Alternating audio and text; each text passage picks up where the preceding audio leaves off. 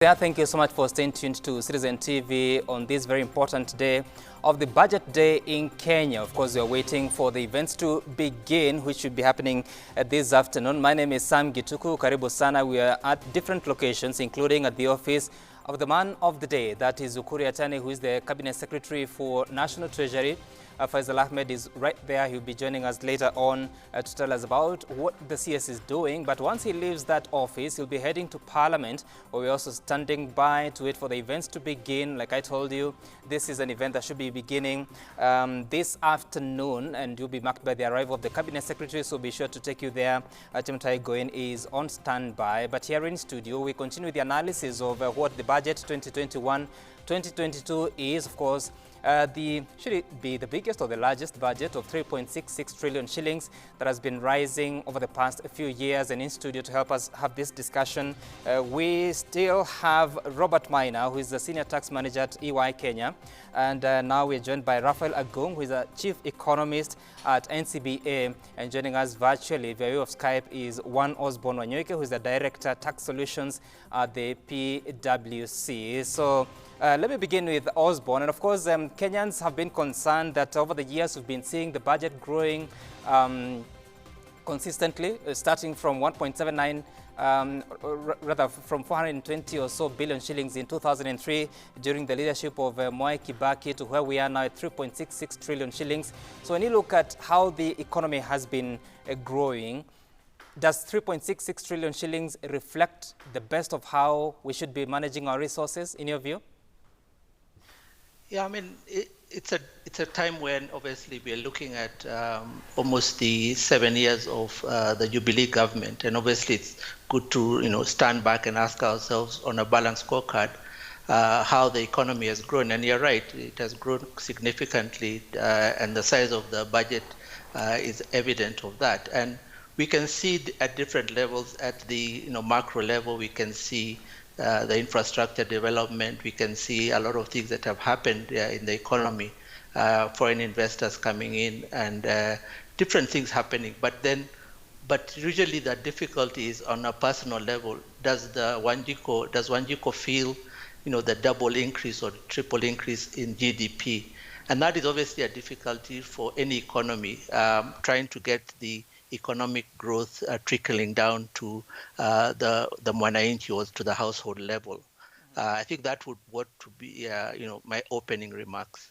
Okay, all right. And of course, joining us now is Juan Erastus Kwakwa from ISPAC. He's a CPA, Certified Public Accountant, and thank you so much for making time for us. But let me begin with you, Robert, because he says that relationship between the budget size, the economic growth, versus what reflects on the common mwananchi or the Kenyan himself. Where do you rate that relationship now? Certainly there's a gap. There's no doubt about it. And I think there's the whole theory of trickle-down economics, where the government is trying to put together the basic infrastructure. You want to put together the roads. You want to ensure that people are moving. You're opening up areas that were probably a few years ago not places that you could go to. You still want to make sure that the basic healthcare, everyone is able to access basic healthcare.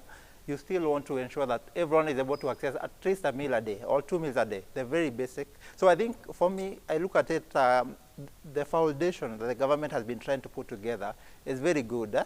And if you look at the Big Four agenda, if the government was able to implement the Big Four agenda to the letter, we would actually experience very big changes, and every common Kenyan would actually feel the impact. So it's just a matter of ensuring that we implement what we've actually put down on the paper. Yeah.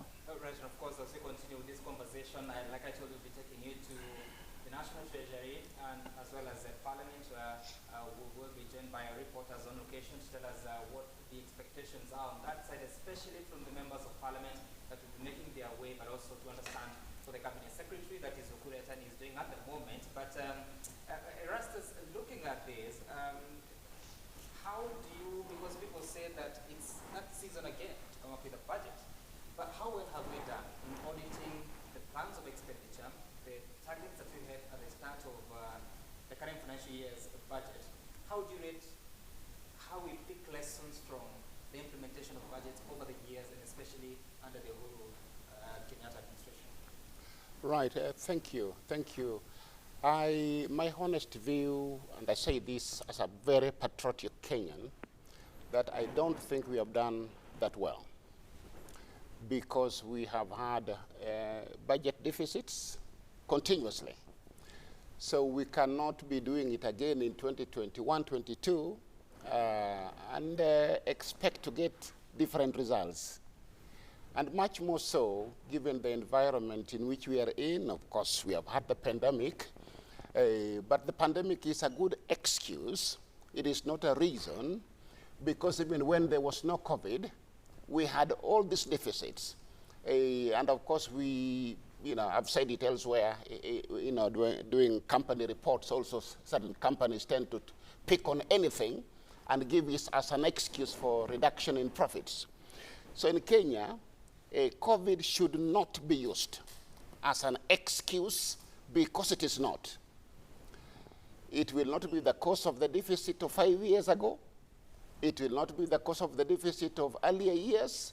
We just need to get our act together and do things better, please. Right, and Raphael, obviously knowing that the deficit remains constant, quite a stubborn gap that has to be financed, and most of the time it has been responsible for the growth of public debt from 1.79 trillion shillings in 2013, the month of March or April, to where we are now, nearly hitting the ceiling of 9 trillion shillings. How do you make a case for this? Are we spending because there's serious need to spend in those areas, or are there other differently informed appetites? Well, thanks, Gituku, for having me, and it's a very important day indeed. Maybe I'll cycle back a bit and go back to the point about the deficit. I think it's important to appreciate that a budget is a reflection of our values in the first instance, but is also aspirational. In other words, it gives the government of the day the opportunity to craft aspirations for the society we want to live.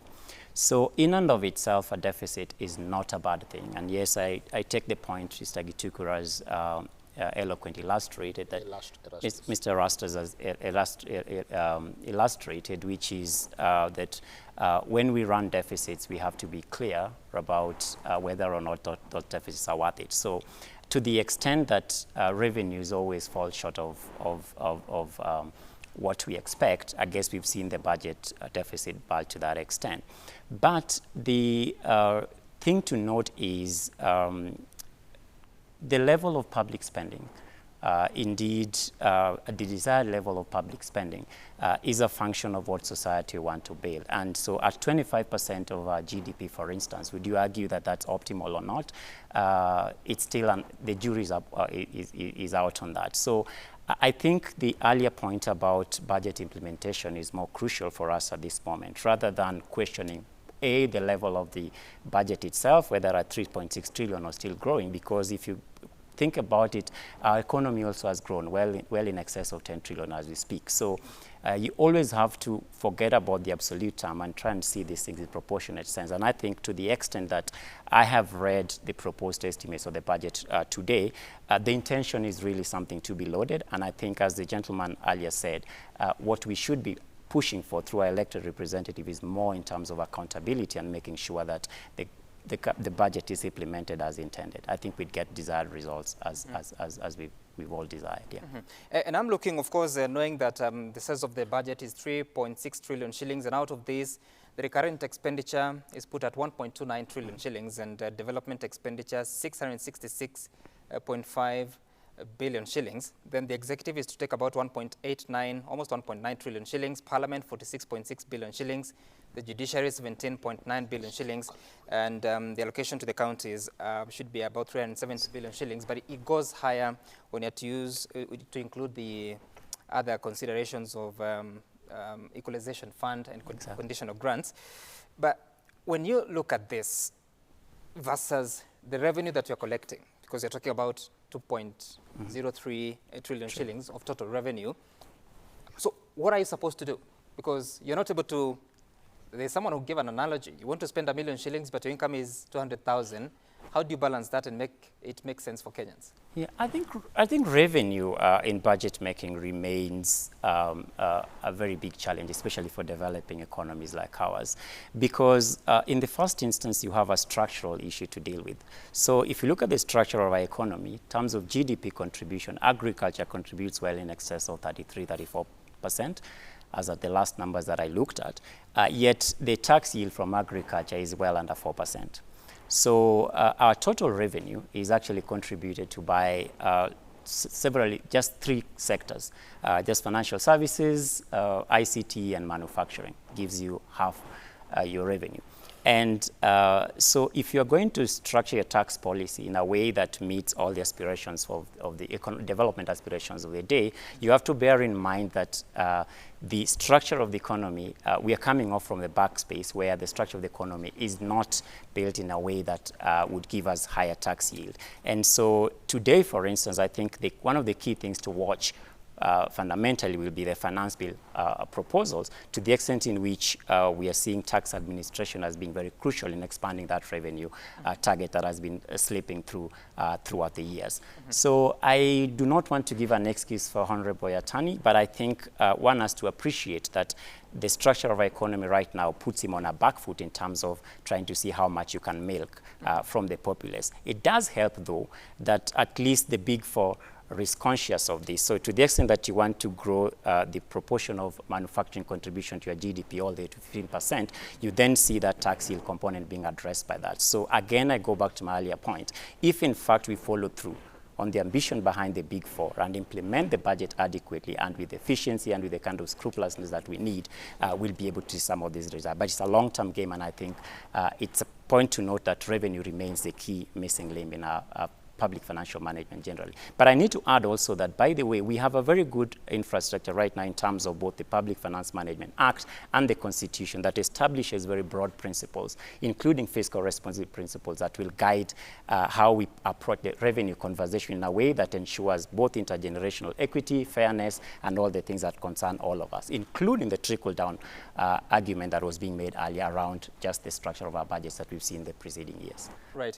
Yeah. And Osborne, let me bring you back on this conversation, because I asked the question about implementation of budgets and the lessons that we pick, and I'm looking at a situation that, yes, the Cabinet Secretary will be unveiling the fiscal budget for the financial year 2021-2022 this afternoon, but in September, we begin again the next cycle.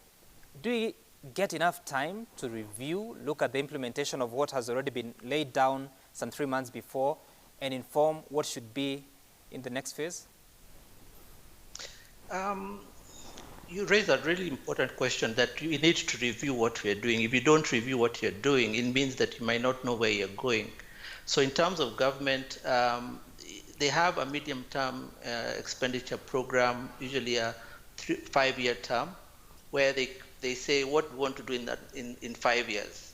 And within that 5-year term, you have budgets every year. So the budgets every year are within a framework of a 5-year plan, and therefore we shouldn't get too worried about the endless back and review of the budget, and like September and so on and so forth.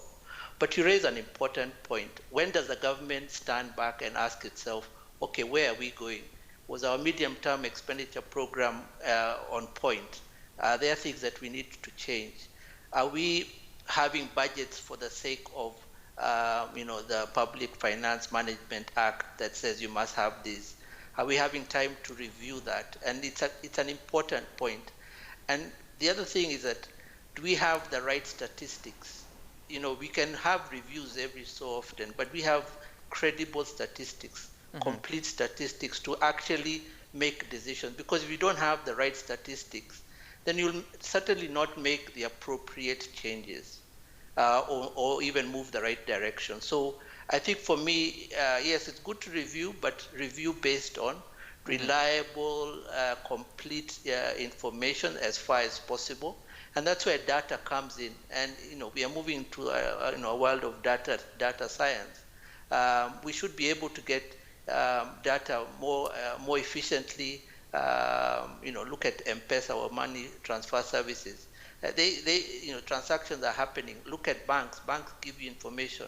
Central bank has information. So I would like us to, government to collect all that information as one and make decisions based on what the numbers are saying, over and above the aspirations of the government.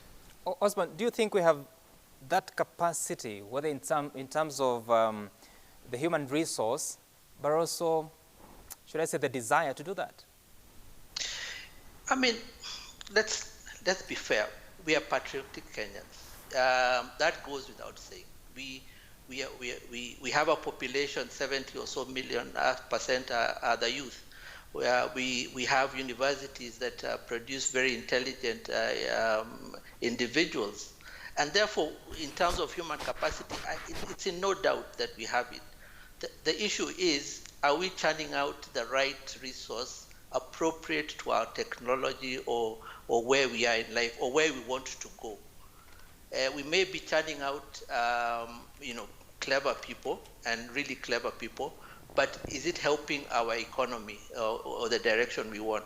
So the need and the aspirations are in the right place. In other words, the heart is in the right place, but it's the role of government to almost herd the population or the resource towards the aspirations of the government. And this is where you call the government, do you have the right aspirations, dear government? Are the aspirations not just yours, but of the Kenyans? And therefore, once you align the aspirations of Kenyans, and when I say Wanjikos, to the government, then, anything is possible. But where there is misalignment, and where we are maybe moving towards a direction that is not commensurate with our resources, then we'll get problems. That's my take on that. Okay, all right. And Robert, so looking at the projections for the coming financial year, you look at total revenue, like I said, at 2.03 trillion shillings, and the ordinary revenues to be 1.77, almost 1.8 trillion shillings. Yeah. That is an increment of 210 billion shillings compared to the previous year, or the current financial year. The income tax put at 835 billion shillings, VAT to increase to 473 billion shillings, the excess tax expected to rise to 241 billion shillings, the import duty to rise to 119 billion shillings. And of course, all these, they are based on how much Kenyans are able to do within their own economic sectors. Is it ambitious or a possibility that we can realize this based on what the Kenya Revenue Authority has been able to do past few years? Thank you for that question. I mean, based on even my experience as a tax practitioner, I'll tell you it's a challenge. It's very difficult, and granted, KRA has done quite well over the past few years. They've been trying over the years, revenue collection has been growing, maybe not in tandem with the expectations, but there has been a bit of a revenue growth every other year. However, looking at the state of our economy at the moment, I don't think this is an achievable number. We've seen a lot of improvements. Let me give them credit. There's a bit of improvement in terms of the interactions you have with KRA. They are willing to sit with you and get into the alternative dispute resolution. But I think considering the economy, the state of the economy, we need to focus more in terms of ensuring that the businesses that we have at the moment actually survive beyond COVID. Otherwise, we might be looking to get so much revenue, but then the business do not actually survive beyond the COVID. So the government definitely has to put in place measures that are likely to assist in the recovery of the economy. And I think you look at the current allocation, I think 26.6 billion has been allocated towards economic recovery programs. We would hope much more is allocated towards this, because I think it's only when you have businesses, and I think the government must agree that the businesses are the ones which are, most of the time, they're the ones which will grow the economy. The government is just there to facilitate. So more money should be pumped toward the recovery to ensure that this business thrive and are now able to pay taxes that are likely now to help us get into this number. Erastus, looking at what the government expectation is, or National Treasury, which is representing the government here, any chance of realizing this vision? And if yes, what must the ministry and the government do in the next 12 months to make this a reality? There are many possibilities, by the way. And one of them, that as a practitioner, we as ISPAC, we would easily campaign about. One, there are billions of shillings stuck up in the tax system through the Tax Appeals Tribunal, the High Court, and some of the matters have gone to the Court of Appeal and maybe even end up in the Supreme Court. Then there are also matters in under what we call the alternative dispute resolution process. And I want to be very clear. There are cases that are wasting time there. And I talk as a practitioner. Anybody can challenge me. I'm happy to. For example, I had a case that we did for 8 years. Because people were being unreasonable and not even understanding some fairly simple things, by the way. The matter was resolved. Tax was paid, more or less what we would have paid 8 years ago. And I can assure you, and I know it from knowledge, there are many cases like that. If we can have a semi-moratorium approach to solving tax collection, and the government just closes its eyes and sits down with my brother here and him there and all of us and say, what can we do? Where can we reach? We are going to generate billions of shillings between now and June. And that is a very simple way of solving the revenue issue that even Robert has just mentioned, and of course my colleague here. Now, I know we will talk of IMF, IMF, they will not agree. But you know what? When you are in a crisis, you deal with matters in that same format. But it can take us out of the hole we are in today. Because collecting 1.7 billion trillion, is going to be a long shot. The present Commissioner General is a fantastic guy. I worked with him in ISPAC, in my committee when I was chairing the tax committee that time. Fantastic. But you know, he's not the end. There are all these people behind him. Then you also have the other side of the coin, that tax is only known when it becomes tax. But outside that, the Commissioner General can only have ideas through all those other mechanisms that we normally have, investigation, intelligence, and so on. Right. But how far would that take you? How far would that solve the problem in Eastleigh now, where you can buy anything without a tax receipt, and they will tell you that we already paid the tax, you just take your receipt and go, and goods and go. What solves that?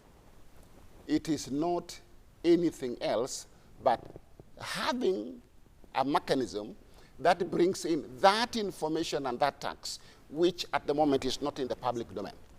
Very interesting that we should talk, should I call it negotiated compliance? Yes, negotiated compliance will take us out of this. And Raphael, as you reflect on that... Erastus.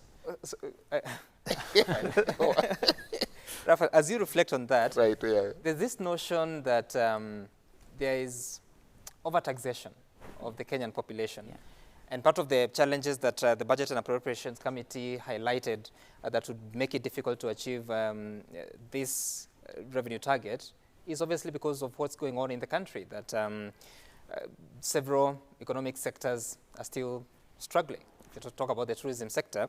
But is it true that Kenyans are overly taxed, or is it a reality of very low compliance by those people that are in business? Yeah, thanks, Gituko. I think the burden of our tax is a function of the aspirations we set for ourselves, as I'd said. So, and it's important to juxtapose that against tax burdens across the region, and I think we can do a fairly good analysis of that.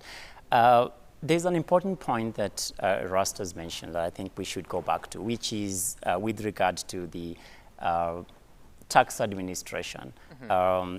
If you remember, we in our tax exemption framework, we lose about 6% of GDP by way of just that exemption framework. So if you go back to the question Rasta is mentioning, if we administer our tax in a lot more efficient ways, we could make that revenue ambition that Hesbond was pointing out was being very, very difficult challenge. That's one. But also the structural question that I mentioned earlier should be paid attention to. It changes even further because we've moved into more intellectual property or digital space. So even the way to tax the digital infrastructure that we have is indeed a challenge. Yes, I've seen a raft of proposals in the finance bill suggesting digital marketplaces, and now they're going to tax that and get it. The truth is nobody still has a very clear-eyed sense of how you tax the new structures of the economy that are emerging. So if you're going to have a revenue ambition of 1.7 trillion in terms of ordinary revenue and still growing, which of course, by the way, in terms of just baseline projections, you are going to have to incur anyway on account of just expenditure priorities that you have. He did mention an important point. Just a moment, Raphael, because we have live images from the National Treasury. That's the Cabinet Secretary in charge of Treasury. Let's listen to what he has to say as he prepares to go to Parliament. That the President's legacy is protected, achieves what he desires to. There's been a lot of investment in terms of funding allocation to the Big Four agenda. We sustained them, to recovery efforts, the stimulus package, infrastructure, completing those ongoing infrastructure development. So I'm confident that we are going to deliver the kind of legacy our President desires. And Waziri, are you confident that maybe you'll raise enough funds to fund this budget? You know, we cannot present a budget that's not balanced. So we already know where we're going to get resources against the planned expenditure. So we are ready to go. Thank you, Waziri. We understand that you're busy. We'll just let you get back to what you were doing. Thank you.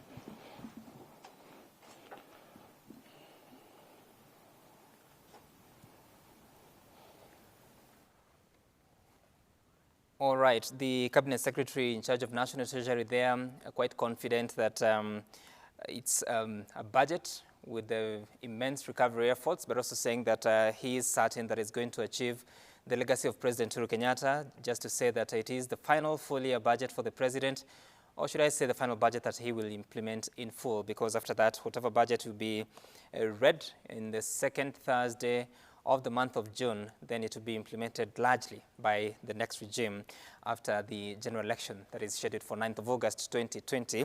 And you were saying something, Raphael, as you conclude on that, looking at, yes, the Cabinet Secretary is very confident of, should I say, legacy budget, because this final one. How would you rate the President and his administration of what they may have set out to do in 2013, what they set out to do in 2017 under the Big Four agenda? How are they fared with the implementation of the previous budgets in all these years?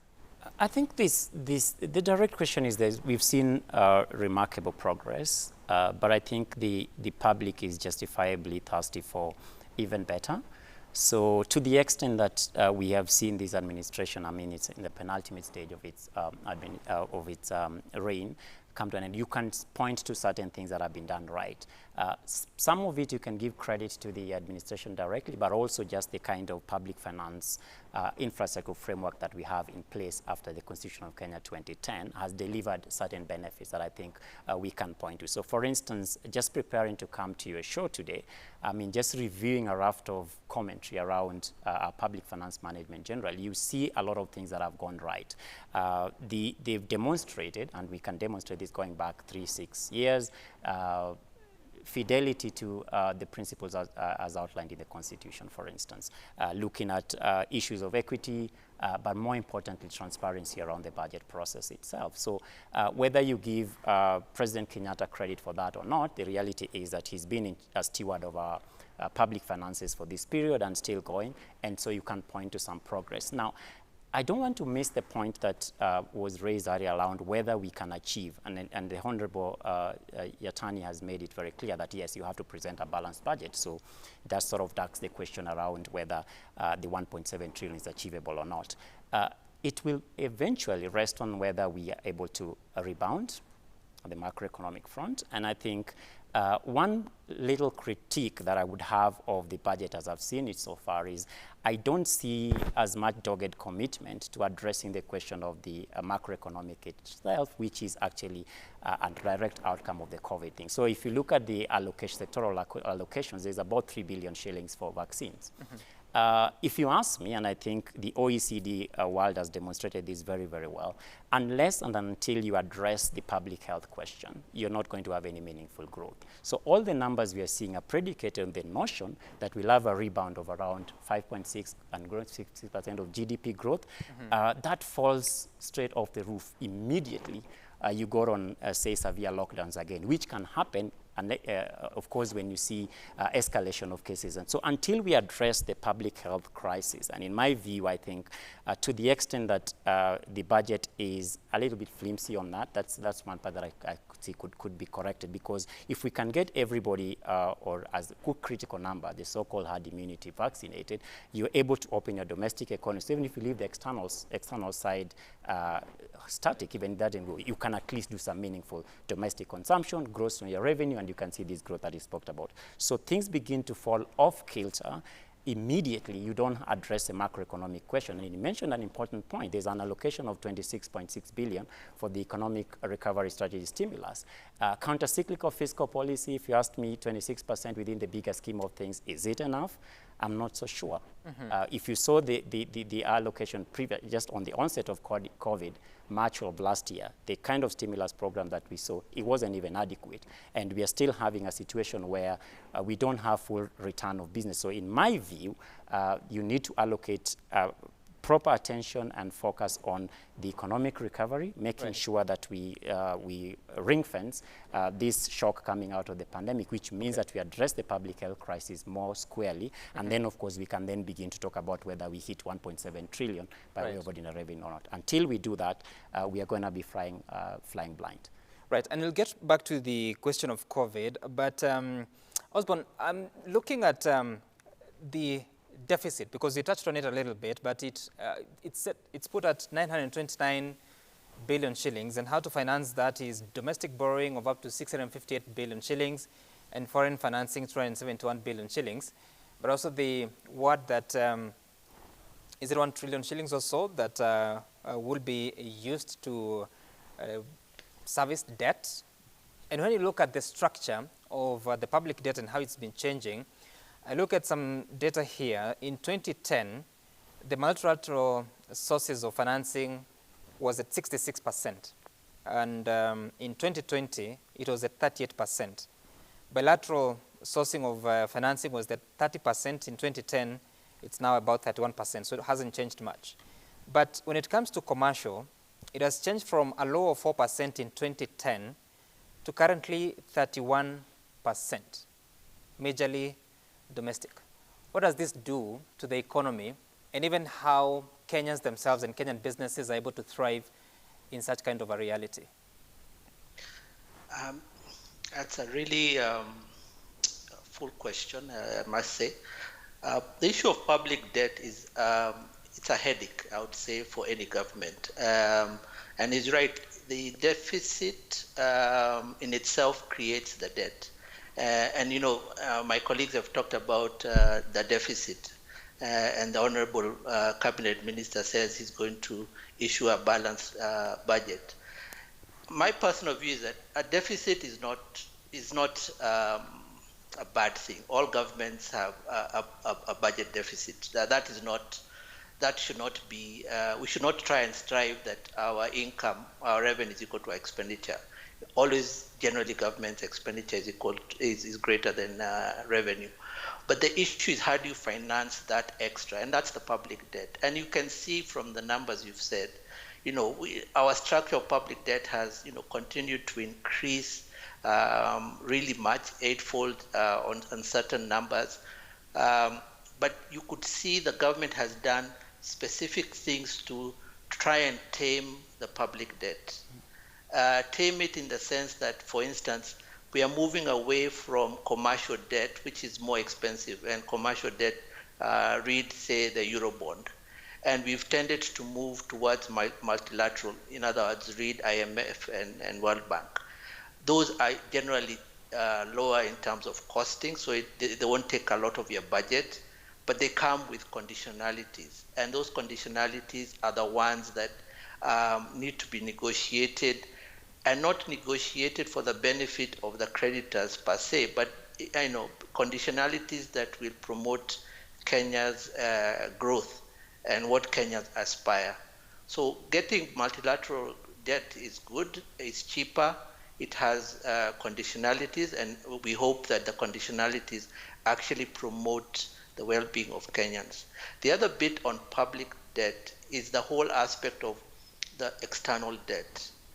You look at statistics and it gets a bit worrying that our exports, our tea that is grown by Wanjiku and our sugar cane and our flowers, all those export earnings, from the last statistics I saw, about 70% of that foreign earning goes to paying external debt. In other words, you're paying your foreign creditors. It doesn't look right that all the hard-earned foreign exchange is going to pay foreign creditors. So there is need to rationalize that if it's possible. But you may ask me, how do you rationalize that? We need to step back and ask ourselves, the infrastructure projects that we are having, how are we financing it? Isn't it? Are we financing it, in other words, in the right way? Is it the most optimal way? And therefore, try and match the inflows and the outflows such that we do not continue increasing our public debt. Because if you continue increasing the public debt, all that will happen is that you'll get inflation, the shilling starts depreciating, and generally the whole economy starts feeling that this growth that we're having is not good growth. It's growth, but not growth that enables us to move forward. And one last point, before your last speaker, I think it was Raphael, talked about health. I think the whole aspect of environmental, social, and governance, the ESG, needs to be brought up front and center. In other words, not just health, but the whole environmental, social, and governance needs to be brought up front and center. Let's not, look at the numbers, but what are we doing about the three aspects of environmental, social, and governance? And governance for me is the responsibility. This 1.7 trillion we are giving, is it being used for the benefit of Kenyans? Is it accountable? How is it accountable? Is it value for money? The whole aspect of governance also needs to be looked at. Very interesting points there that would also reflect on the appreciation of citizens on how their taxes are being utilized and whether they raise questions or are able to monitor whatever they give to the government. But when you talk about that you are now starting to shift from commercial to multilateral, and every other politician who is not in government will say that we want to do what is called debt restructuring. Is it a reality, and how do you do it in a manner that does not affect how you're managing your economy so drastically? Osborne. Okay, so, debt restructuring is a constant. You have to restructure your debt. And let's look at it from debt is equals to, you have to repay your debt, that's the principal, and you have to pay interest.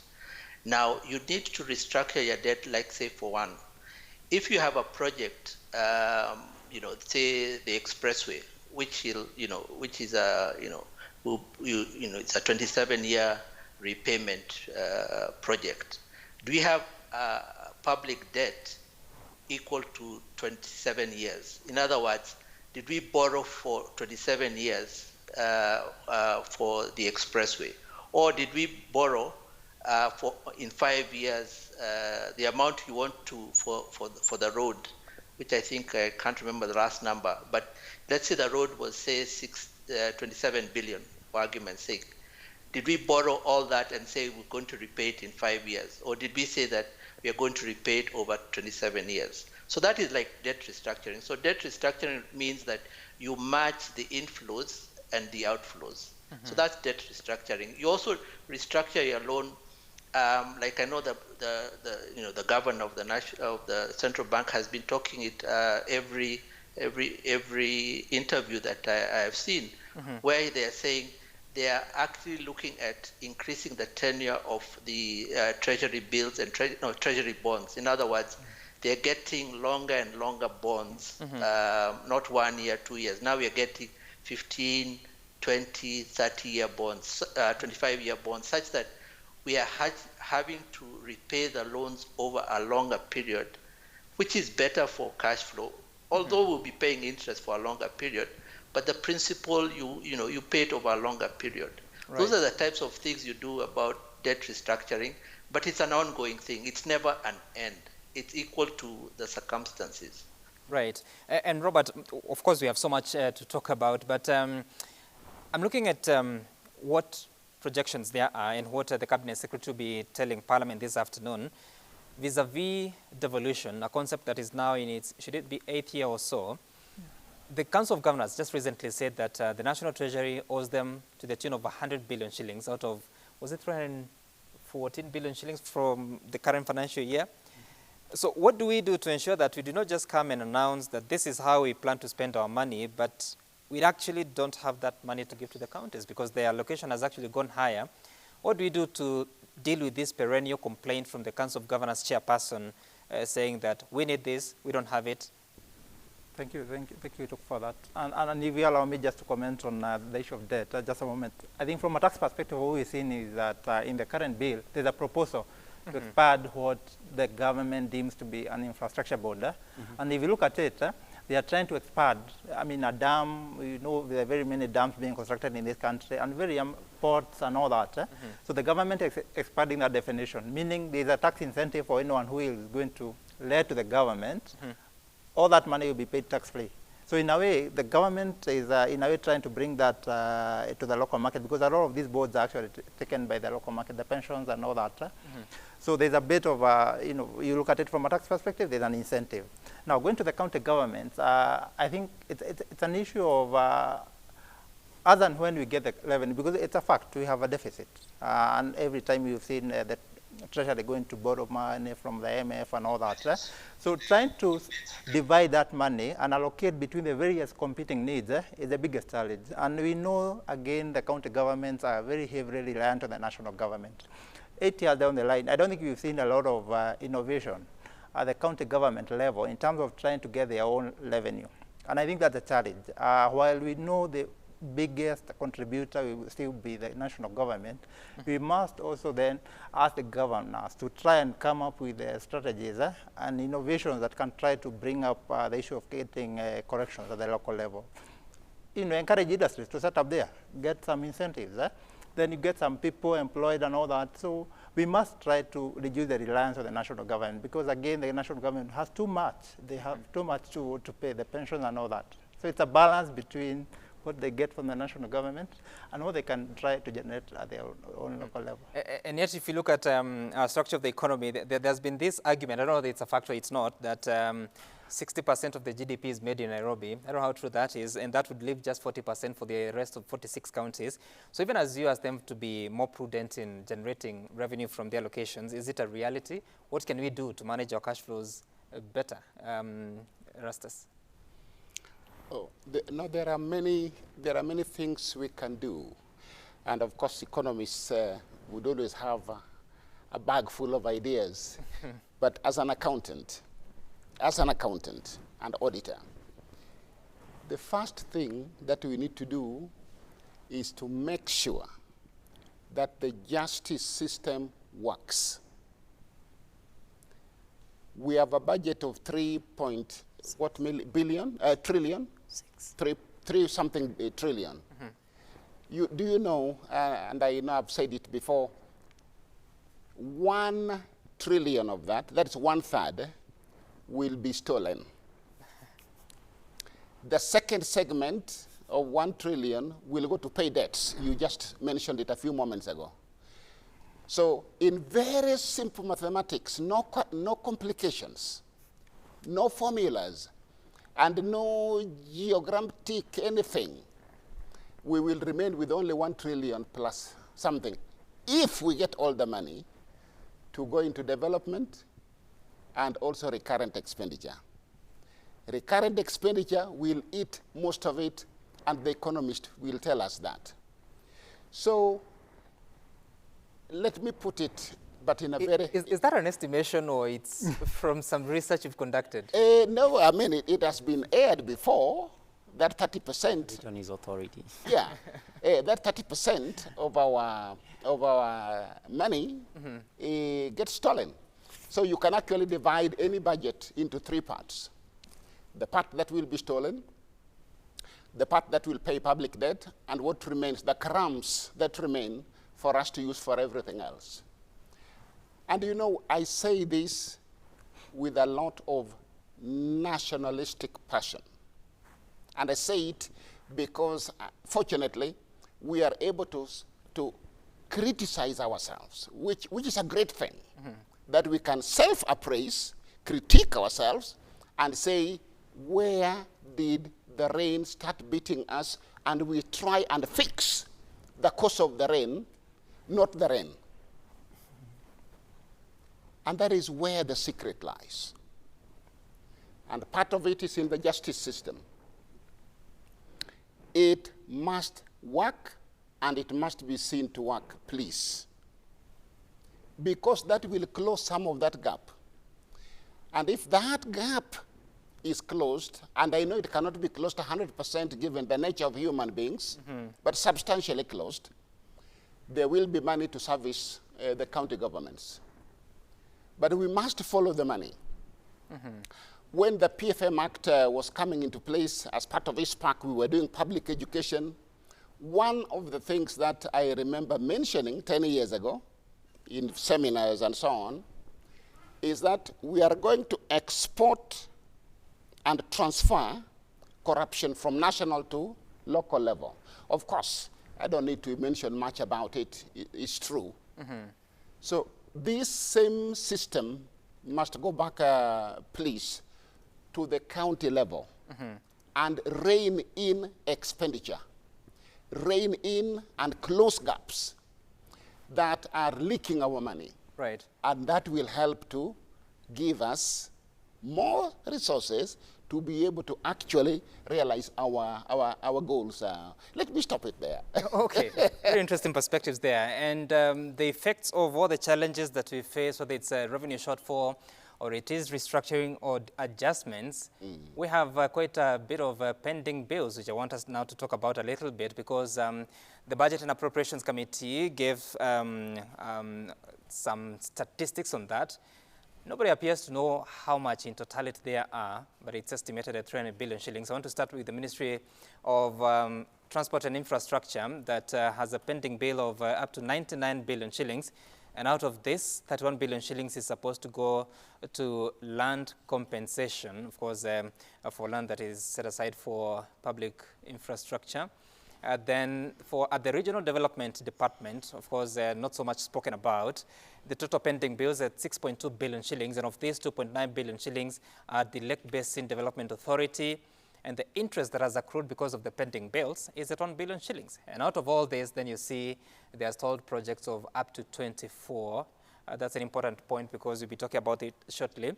At the Ministry of Defense, you are talking about 8.1 billion shillings in pending bills. Correctional Services under the Interior Ministry, 6.2 billion shillings. At the Land, 7.2 billion shillings that is said to be since 2005. That's about 16 years ago. Livestock Department, 4.02 billion shillings. And this particular one, there is 4 billion shillings that is owed to one institution.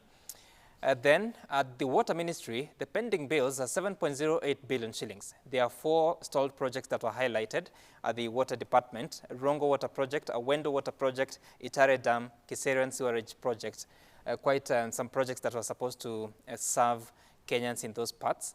IBC has a stubborn 2.9 billion shillings pending bill. Of this is 1.7 that should go to legal fees, and the non-legal fees are 1.2 billion shillings. At the National Youth Service, since 2010, accrued pending bills of 15 billion shillings, despite the cases that we've been hearing of impropriety. At the National Museums, 399 million shillings that is attributed to the COVID-19 pandemic that may have affected how they're able to collect levies and revenue at their offices. Then low allocations to departments, for instance, agriculture has been underfunded in the current budget by 26 billion shillings.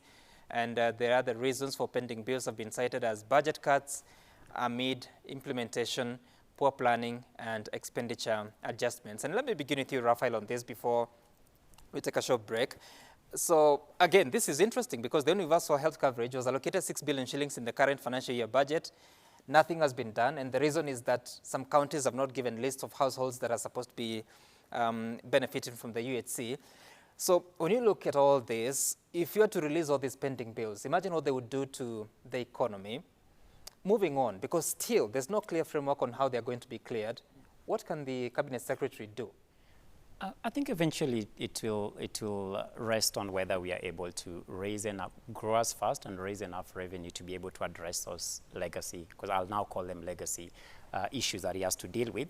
But importantly, I think it's important to bear in mind that the PFM Act requires the Cabinet Secretary or National Treasury to actually respond to recommendations from the National Assembly. And if you recall, with regard to the issues of pending bills or indeed stalled projects, there are specific recommendations that came from the Budget Committee and indeed the National Assembly to the Cabinet Secretary, asking him to address those. And I think in the case of stalled projects, it was very clear that either you finish them up quickly, and in terms of the pending bills, you appropriate accordingly in this budget. So I hope there is some response to that. But the bigger question to that is, what is the accountability framework that we have to ensure that these budget intentions and indeed budget administration and implementation is carried out? I think that's what Erastus has been very eloquently belaboring, which is that, and I think there was a very interesting debate right in these studios 2 or so days ago. I might have missed it, but I think with regard to some legislators being put to task by my friend Kwame on whether they've been able to actually follow through and ensure that some of these recommendations that they put across are actually adhered to, because they have the power within the Constitution and, of course, the PFM Act. So in a nutshell, I think we have to bear in mind that there is a huge public role, and which is why, in terms of that participatory government, from out there, I think we talked about trickle-down issues earlier on. So to the extent that you are able to put some fire on government every day to these accountability frameworks that we have, as enshrined in the PFM Act and the Constitution, will guarantee that some of these changes get solved. Right. But fundamentally, I think we have to go back to, are we going to grow fast enough? Are we going to raise enough revenue to be able to take care of what are legit commitments? Because our expenditure priorities are not going away, and they are growing. Population is growing, the size of our economy is growing. So even if you take a baseline basis, I think you're not going to see beyond 3.6 trillion. There's a huge hullabaloo around 3.6 trillion and the largest budget ever.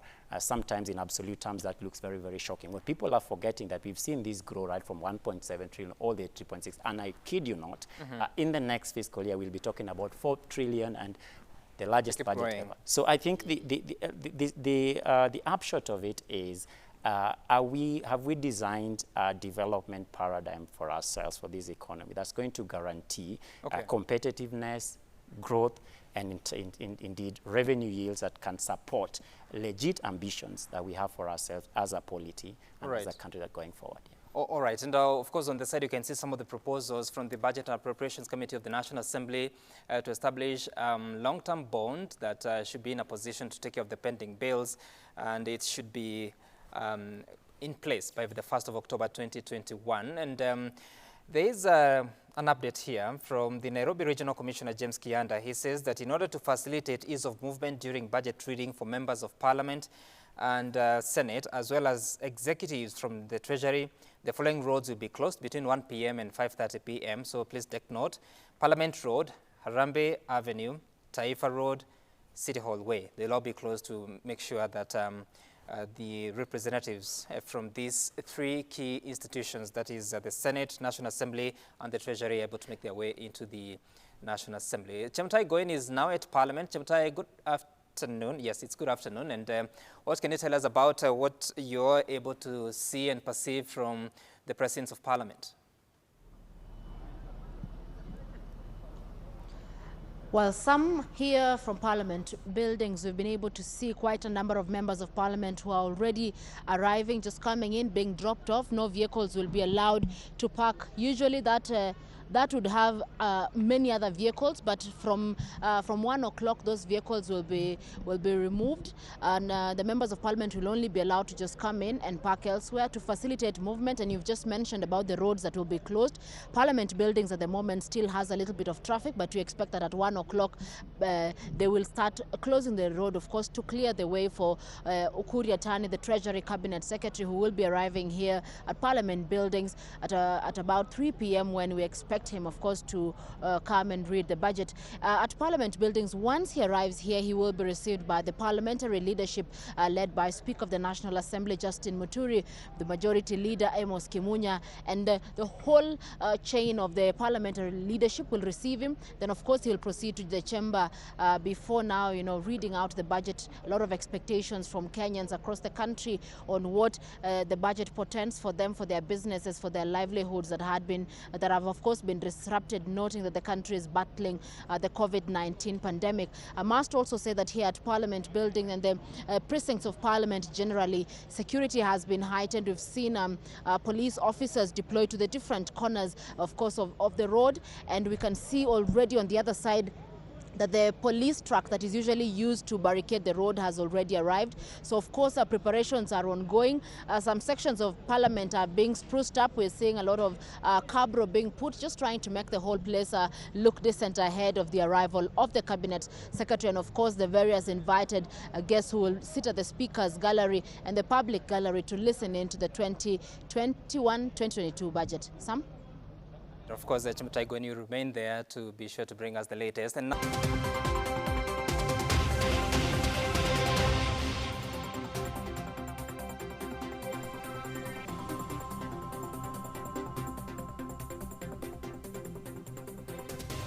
hello, you're still watching the special coverage of Budget 2021-2022, and we now want to enter the home stretch of this segment. Of course, it's a coverage that will continue until later this afternoon as we await the Cabinet Secretary to make his way to the excuse me, to the National Assembly.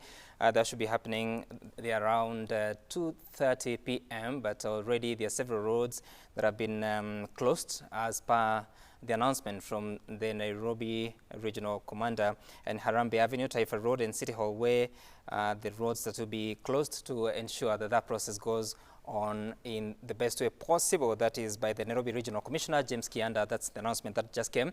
And we've been here talking about the pending bills, and I want us to focus on those two areas, that is pending bills and what should be for the next government as Uhuru Kenyatta's administration enters its final full year budget year. And Osborne, you're still there, and I don't know what your comment would be at a time that the President announced on the 1st of June 2019 that all ministries, departments and agencies was required to pay all the pending bills that had been verified as at that time, and the National Treasury was supposed to make sure that that happens. But here we are 2 years later. That directive has not been heeded through and through, partly because of the shortage of resources. There's that proposal to establish a long-term bond that forms a fund for pending bills. What do we need to do, in your view? The question of pending bills is a difficult one because let's face it, the government has done something. We have to look at what is in the pending bills. Are all the pending bills regular bills? Are they genuine bills? So I recall the government carried out an audit of the pending bills, and there were two columns. There were those that were disputed and therefore not paid, and those that were not disputed, the government paid. And I believe, if my memory serves me right, during the beginning of COVID period, I think April, June last year, the government released a certain amount of money on the undisputed pending bills. Mm-hmm. The ones that were remaining were said to be disputed, but those were only up to a certain period of time, maybe 2018 or thereabouts. So the first thing the government needs to do is, first of all, let's first agree, why do you have pending bills? it means that people are they spending irregularly and therefore creating pending bills, or is the government spending but they don't have the money and therefore it becomes a pending bill, and therefore you're using the suppliers financing to finance your own activity. In other words, these suppliers are really suffering, especially the genuine ones, because they borrowed from banks to supply the government and the government has not paid. So therefore, they are funding the government in one way or the other. Those need to be paid. Mm-hmm. My worry is the ones that are irregular, and I think it's almost become like a perennial problem. And maybe businessmen know that every time I supply government, it will end up being a pending bill, and therefore I need to pad up or increase the amount I'll charge the government, because they take so long to pay, and therefore my bank interest will be so much, so that the pending bill amount continues increasing by the interest cost that mm-hmm. the supplier has to add. But what does that do? It means it increases the cost of supply or the expenditure of government because of this delayed pending bill. So mm-hmm. there has to be a decisive move by government and say, do not spend if you don't have the money, number one. If there's no cash flow, don't spend. Two, if you have to spend, you have to know where the money is going to come from. And three, do not allow increases in from suppliers which are not regular. Either like typically variations in contracts and changing of different things. Do not allow that. Right. So it has to be dealt with decisively, so that we don't keep talking about pending bills and committees to verify them and so on and so forth. Right. It may sound idealistic, but we need decisive action on pending bills. Otherwise, mm-hmm. 10 years from now, we'll be talking about pending bills, so on and so forth. Right, and Erastus, of course, Osborne is talking about don't spend if you don't have the money. But I'm just wondering, for instance, the counties, they don't have 100 billion shillings has not been given to them, yet the financial year is coming to an end. So when will they ever spend if that money never comes? And as you talk about that, some of the reasons that have been highlighted by, whether it's the Department of Water or even IBC, they would say that money was there, but then there was a bit of restructuring or adjustment of the budgeting process because of supplementary budgets that come. There are new realities at the time. So really, what's the solution out of this? Solution number one is not from heaven. It's from here on earth. And it is sitting in Treasury. Get the IFMI system to work as it was intended. And I'm very serious about this, mm-hmm. because it was designed such that when you are making a commitment, it locks that part of your money. So there should not be anything called pending bill, by the way. And I say that to myself as a Kenyan and to all of us. And if there is a pending bill, it should be something that is almost impossible. I'm not saying impossible, I'm just saying almost impossible mm-hmm. to talk about. Mm-hmm. So it tells you, friends, that the system is not working as it was intended. Okay. And that is a disease that we must be honest enough to deal with. Mm-hmm. Apart from what my colleague from PwC has said there, and thank you, Osborne, for mentioning that. It is also because as we do some of these pending bill things, there are a lot of magendo that goes mm-hmm. in rolling that up. The system, let me also add, thirdly, that the system of paying of bills should behave like a conveyor belt. That once I start it, it goes to my brother here, it comes to you, and no other bill from behind me should bypass me and go and reach the system mm-hmm. before mine is paid. Okay. That system, let me be brutally honest, is rotten. And Kenyans, we must fix it. If miss, conveyor belt system, such that if I came last year and you are now paying last year, pay me. And I don't need to appear at your door or plead with you or meet you in any other circumstance for my bill to be released.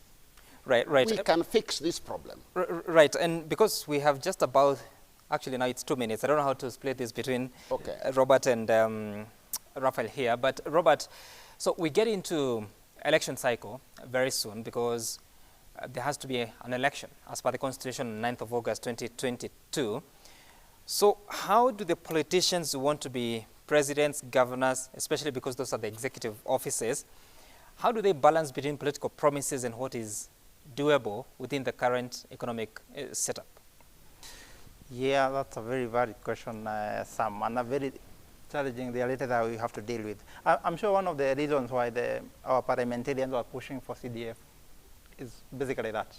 Last year, they want to be seen to be doing something in their constituencies. So it's a very tricky balance in terms of the decision making that the decisions they are making.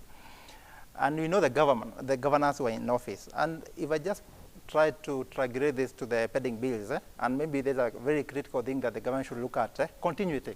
We know after the first governors, you had a lot of bills that were actually rejected by the governors who came on board. Again, you are going to another cycle. This is obviously giving business people trouble because you don't know what then happens if the current governor doesn't pay you. You get to another governor, they reject the bill.